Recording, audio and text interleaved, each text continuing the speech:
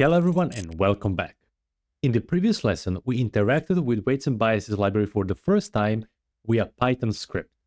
We pushed some information, created even a project, added an accuracy metric that we'll build on top of that, of course, in this video right now.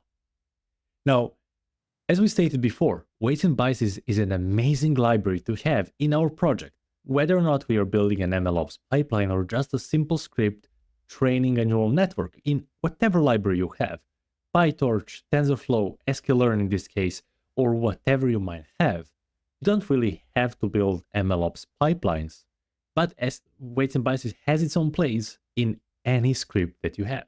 So the skill that you're currently learning, not only that will help you in creating weights and biases based MLOps pipelines, but also enhance the previous scripts that you're just using to train your model. Maybe compare different experiments, or even run different experiments through weights and biases pipeline. Okay, so in this video right now, we want to build on the knowledge that we gathered thus far. We want for the first time to log files. We stated that weights and biases is amazing to track the lineage of different files as well. We tracked the different accuracy metric, of course. But what if we want to track the data set even, or different checkpoints of the model? That's what we can do with weights and biases as well.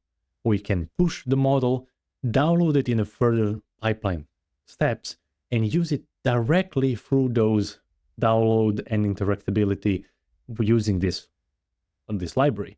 You don't have to store it locally or manage the different changes or different versions after the training of, or even automated training of this model. Okay, so we have a simple script in here. The simple script that we want to build upon and see how to transfer this into some version of MLOps pipeline.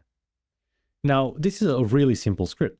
It loads the data. Of course, Iris dataset, as we stated, we don't really care about the model training accuracy or the dataset itself. We are learning the fundamental concepts around it. We are training a simple random forest classifier, and we have some saving of the model to do. Now, the library to dump the model or to save the model in some Pickle format or some binary format or checkpoint is Joblib. Now you can use a Pickle as well. You can use whatever is suited to you. The same principle applies. So if you want to save the model for further use, you don't really have to rely on this Joblib library that we are using for the course. You can use whatever is suited for your practices the best. Okay, so the first step for us is to import weights and biases that you can do in here or above. Now, the step one is to initiate the weights and biases that we did thus far. I want to use the same project, but now I can specify the run and say it is a lesson 4 exercise. And now that run is happening, it's not going to be a random name. It's going to be lesson 4 exercise. Then we load the data set, split it to targets and data points, then split it into training and test data sets, normalize the data set, and then we need to train our model. Now, by default, a random forest classifier has its own kind of a default arguments or hyperparameters to be set. You can put as a magic number, but something that I want to introduce right now is introducing it through config update or config in weights and biases that has some information that we can store it. Since later on we will run the experiments and run different training models, hyperparameter tuning, for weights and biases. And to achieve that, we want to have this in the weights and biases.config.update. And then you can set these names and numbers directly into it. Now, these names are coming not from weights and biases, but this an estimator, or sorry, random forest classifier.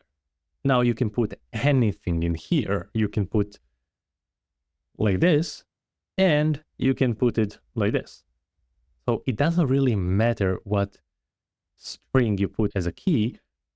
It's going to be only a reference point, but amazing later on for hyperparameter tuning. Now, You can see in here that my model right now uses these arguments. You can put any number in here. I just use these. That are not magic numbers like 100, but weights and biases .config, and then I'm calling it with the name that I provided in here. In this case is n estimators. Training it, and then evaluating it, make some predictions as we did before, and now it's time to log our accuracy. After I log the accuracy, I said, okay, let's save the file. Now, saving the file is not as simple as using this .save. You can use it, but you can't really perform the checks or compare different file modes. To achieve this in the best way possible, you want to use something called artifact. So artifact will be there to store models, checkpoints of models, different data points, graphs, images, any file that is not a simple number or a simple graph, you want to store in the artifact mode. So artifact will be W&B or weights and biases .artifact, and then you want to provide whatever is the name. In this case, it can be random forest model.pkl, like I'm just going to use this exact name, and this will be reflected on the weights and biases dashboard. So whatever name you put in here, this is going to be the name associated there. Now, it's not the file name, okay? It's the name associated in the dashboard. So when you download this file, it won't have this name, but it will have the name original after it was saved, okay?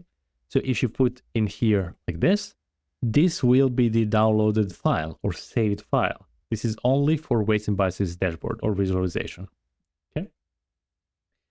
Type is the type of the file that you want to push. You can put anything in here.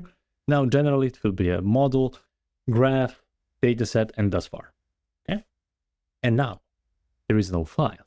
You need to add a file you want in this artifact because it's a kind of a placeholder. So with this, you're creating a placeholder with a name and type, but without a file.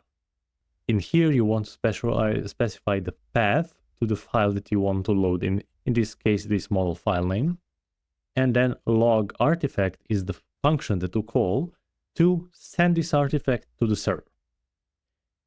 At the end, we are finishing with the script and saving the file, and now it's time to run. Python exercise.